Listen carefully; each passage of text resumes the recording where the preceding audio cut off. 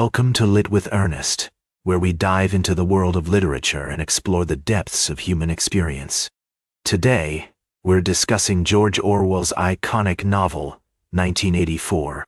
Published in 1949, 1984 has become a cultural touchstone, warning us about the dangers of totalitarianism and the erosion of individual freedom. To understand the significance of 1984, let's take a step back and look at the historical context in which it was written. Orwell penned this novel in the aftermath of World War II, when the world was grappling with the rise of fascist and communist regimes. The Cold War was looming on the horizon, and the threat of nuclear war hung over humanity like a specter. It was against this backdrop that Orwell crafted his dystopian vision of a future where independent thought is discouraged, and citizens are constantly surveilled by the all-powerful state.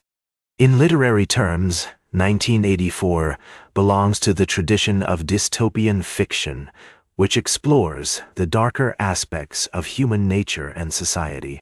Authors like H.G. Wells, Aldous Huxley, and Yevgeny Zamyatin have all contributed to this genre, but Orwell's work stands out for its stark realism and philosophical depth. The concept of totalitarianism, as depicted in 1984, has been influenced by the ideas of philosophers like Hannah Arendt and Jean-Paul Sartre, who wrote about the dangers of ideological extremism and the dehumanizing effects of bureaucratic control. One of the key themes in 1984 is the tension between individual freedom and collective security. The protagonist, Winston Smith, is a rebel who dares to challenge the authority of the party, led by the enigmatic Big Brother. Through Winston's story, Orwell explores the psychological effects of living in a society where independent thought is discouraged, and citizens are forced to conform to the party's ideology. The concept of doublethink, which refers to the ability to hold two contradictory ideas simultaneously, is a powerful example of how language can be used to control people's minds. Orwell's use of literary devices like symbolism, imagery, and foreshadowing adds depth and complexity to the novel. The character of Big Brother, for instance, is a masterful symbol of totalitarianism, representing both the omnipresent surveillance state and the cult of personality that surrounds the leader. The image of the telescreen, which serves as both a means of communication and a tool of surveillance, is also a powerful commentary on the tension between technology and individual freedom. The cultural impact of 1984 cannot be overstated. The novel has influenced countless works of literature, film, and art, from Margaret Atwood's The Handmaid's Tale to the movie Brazil.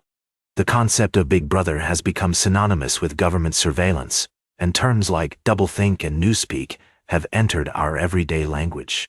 1984 has also been adapted into numerous stage productions, including a famous play by Robert Icke and Duncan Macmillan, which explores the themes of surveillance, censorship, and the power of language. But 1984 is more than just a warning about totalitarianism. It's also a deeply personal exploration of the human condition. Winston's struggles against the party are ultimately a struggle for individual identity and autonomy. His famous phrase, "I love you," spoken to his lover Julia, is a declaration of independence in a world where love has been reduced to a mere sentiment.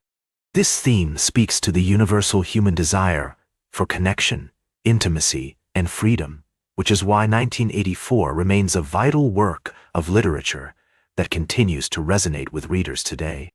In conclusion, 1984 remains a powerful warning about the dangers of totalitarianism, propaganda, and the erosion of individual freedom. Its themes are as relevant now as they were when the book was first published. As we navigate our own complex world, filled with fake news, social media manipulation, and the ever-present threat of surveillance, 1984 serves as a powerful reminder of the importance of critical thinking, intellectual curiosity, and moral courage. Like this episode, it hit true. Share it if you respect honest talk about books. Subscribe because we'll do this again. Until our next chapter, remember, good literature, like good living, demands both courage and attention. This is Ernest signing off.